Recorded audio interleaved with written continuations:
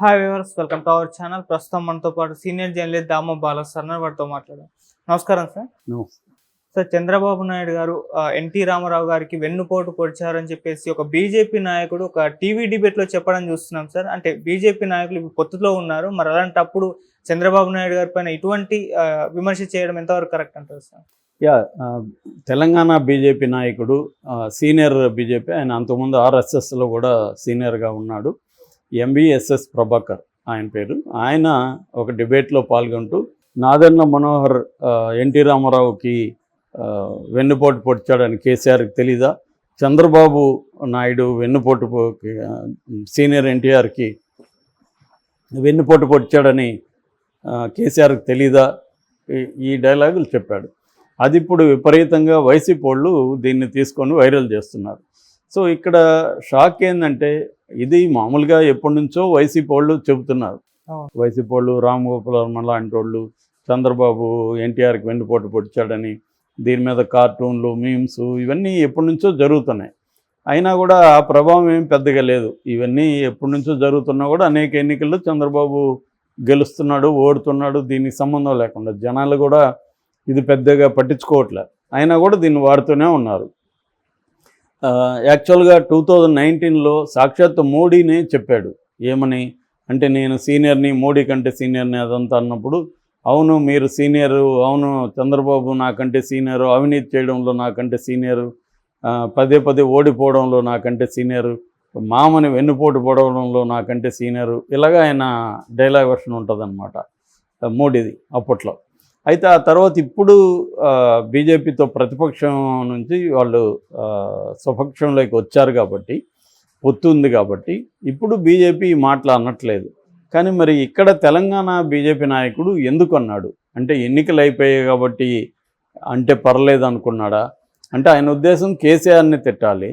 కానీ కేసీఆర్ని తిట్టే క్రమంలో చంద్రబాబుని తిట్టాడు. చంద్రబాబు వాళ్ళ మామకి వెన్నుపోటు పొడిచాడు అనే విషయాన్ని ఆయన తీసుకొచ్చాడు. మరి ఈయనేమి ఏదో కొత్త పొలిటీషియన్ కాదు ప్రభాకర్ గారు. ఆయన ఎప్పటి నుంచో ఆర్ఎస్ఎస్లో నుంచి ట్రెడిషనల్ బీజేపీ నాయకుడు. సో ఆయనకి అన్ని విషయాలు తెలుసు. మనం ఈ మాట మాట్లాడితే ఇది ఆంధ్రాలో ఎట్లా ఉంటుంది దీని రియాక్షన్ అని తెలియని వ్యక్తి ఏం కాదు. సో ఇంత క్లియర్గా ఉండి, మెచ్యూరిటీ ఉండి, సీనియర్ అయిన బీజేపీ నాయకుడు చంద్రబాబు నాయుడు వెనక ఏముంది అన్నది ఇప్పుడు చర్చ నడుస్తుంది. అంటే బీజేపీ మామూలుగానే బీజేపీకి ఆంధ్రప్రదేశ్లో ఒక వర్గం తెలుగుదేశానికి యాంటీ. మనకి జీవీఎల్ నరసింహరావు కానీ, విష్ణువర్ధన్ రెడ్డి కానీ, తర్వాత సోము వీర్రాజు కానీ, ఇలాంటి వాళ్ళు కొంతమంది వ్యతిరేకులుగా ఉన్నారు. అందుకనే చంద్రబాబు ఏం చేయగలిగాడంటే, వాళ్ళందరినీ దూరం పెట్టగలిగాడు. తనకు అనుకూలమైన వాళ్ళనే బీజేపీలో ఇచ్చాడు. సీఎం రమేష్ కానీ, సుజనా చౌదరి కానీ, తర్వాత పురంధేశ్వరు, వీళ్ళందరినీ తనకు అనుకూలమైన వాళ్ళకి టికెట్లు ఇప్పించుకోగలిగాడు చంద్రబాబు. తన వ్యతిరేకులు లేదా వైసీపీ అనుకూలరు అయిన వాళ్ళకి ఎవరికి టికెట్ రానియకుండా చూసుకోవడంలో చంద్రబాబు సక్సెస్ అయ్యాడు. ఇట్లా 10 ఎమ్మెల్యే సీట్లు కావచ్చు, అటు 6 ఎంపీ సీట్లు కావచ్చు బీజేపీ. లాస్ట్ టైం కూడా చంద్రబాబు ఇదే పని చేశాడు. తన మనుషుల్ని బీజేపీలోకి పంపించడం, కామినేని శ్రీనివాసరావు లాంటి వాళ్ళని వాళ్ళకి టికెట్లు ఇప్పించుకోవడం, మళ్ళీ రేపు గవర్నమెంట్లో ఫామ్ చేసినప్పుడు వాళ్ళని మినిస్టర్లుగా పెట్టుకోవడం. అంటే తన మనిషే అవతల పార్టీలో ఉంటాడు. ఇది చంద్రబాబు స్ట్రాటజీ ఎప్పటి నుంచో. మరి బీజేపీకి తెలియదా ఇది? మరి బీజేపీ ఎందుకు అలో చేసిందంటే, బీజేపీ అవసరాలు బీజేపీకి ఉన్నాయి. సో అయితే ఇక్కడ ఇప్పుడు చంద్రబాబుకి ఆల్రెడీ ఒక వర్గం బీజేపీలో యాంటీ ఉంది కాబట్టి, ఆ వర్గానికి అనుకూలంగా ఏమన్నా ప్రభాకర్ ఉన్నారా? ఎందుకంటే బీజేపీ అంతా కూడా యూనిఫైడ్గా లేదు ఆంధ్రప్రదేశ్లో. ఒక వర్గం అయితే చంద్రబాబుకి యాంటీగా ఉన్నారు, కానీ వాళ్ళకి టైం సరిగా లేదు కాబట్టి సైలెంట్గా ఉన్నారు. యాక్చువల్గా అక్కడ కూడా రఘునందన్ రావు అనుకుంటా ఆయన పేరు, బీజేపీ సీనియర్ లీడరు, ఆయన కూడా అసలు మాకు ఈ పథకాలను మేము వ్యతిరేకిస్తున్నాం, ఉచిత పథకాలని, ఇవి అందుకనే మా మేనిఫెస్టో కాదు, ఇది ఉమ్మడి మేనిఫెస్టో, మాకు సంబంధం లేదని కూడా ఆయన ఓపెన్గానే అప్పట్లోనే అనౌన్స్ చేశాడు. సో అంటే చంద్రబాబు ప్రయోజనాలకి బీజేపీ ప్రయోజనాలకి మధ్య కాన్ఫ్లిక్ట్ అయితే ఉంది. ఎందుకంటే బీజేపీ ముస్లింల రిజర్వేషన్ని ఎత్తివేస్తామని, అసలు ముస్లింల రిజర్వేషన్లే స్టార్ట్ అయింది ఆంధ్రప్రదేశ్లో రాజశేఖర రెడ్డి ప్రభుత్వంలో అని చెప్పి మోడీ కానీ అమిత్ షా కానీ పదే పదే మాట్లాడుతున్నారు. కానీ వాళ్ళు చంద్రబాబుకి మేలు చేయడానికి అన్నట్టుగా, కూటమికి మేలు చేయడానికి అన్నట్టుగా ఆంధ్రప్రదేశ్లో ఎక్కడ మాట్లాడలే. కానీ ఇవాళ మీడియా నువ్వు ఆంధ్రప్రదేశ్ మాట్లాడితే ఆంధ్రప్రదేశ్లోనే జనాలు చూస్తారా, ఉత్తరప్రదేశ్లో మాట్లాడితే చూడరా? ఇవాళ మీడియా వచ్చేసిన తర్వాత ఎక్కడ మాట్లాడినా ఒకటే. సో పైగా వైసీపీ దాన్ని విపరీతంగా ప్రచారం చేసింది. కూటమి వస్తే మీకు ముస్లింలకి రిజర్వేషన్లు పోతాయని.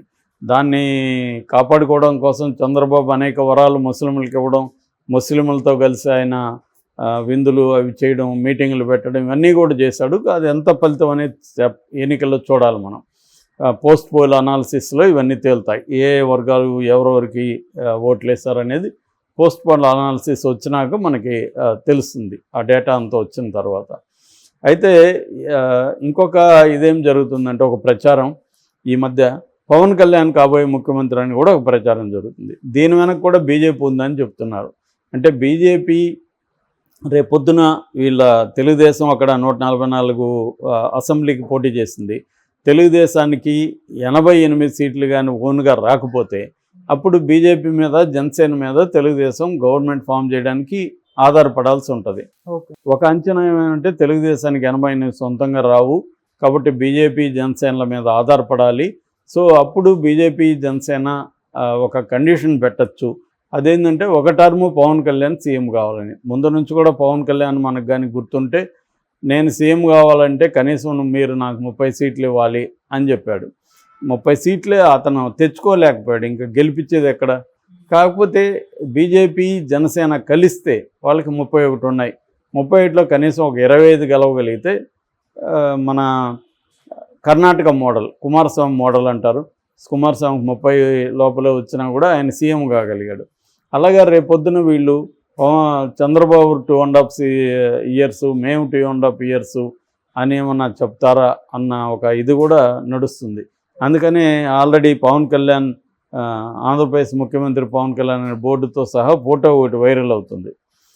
సో దీని వెనక ఉన్న ఇదేంటంటే, ఈయనకి స్వతంత్రంగా కానీ ఫుల్గా రాకపోతే అప్పుడు బీజేపీ ఇది పెట్టి పవన్ కళ్యాణ్ని సీఎం ఒక టర్మ్ పెట్టి తాము డామినేట్ చేద్దామని ట్రై చేస్తుంది పవన్ కళ్యాణ్ ద్వారా.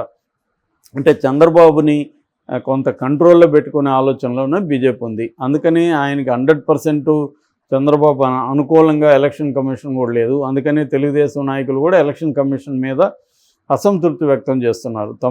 కంప్లీట్గా తమకు అనుకూలంగా లేదు, చాలా చోట్ల వైసీపీకి అనుకూలమైన పోలీస్ ఆఫీసర్లను అలాగే ఉంచింది, అట్లాగే సిఎస్ని మార్చలేదు, సిఎస్ని గట్టిగా కంట్రోల్ చేయలేదు.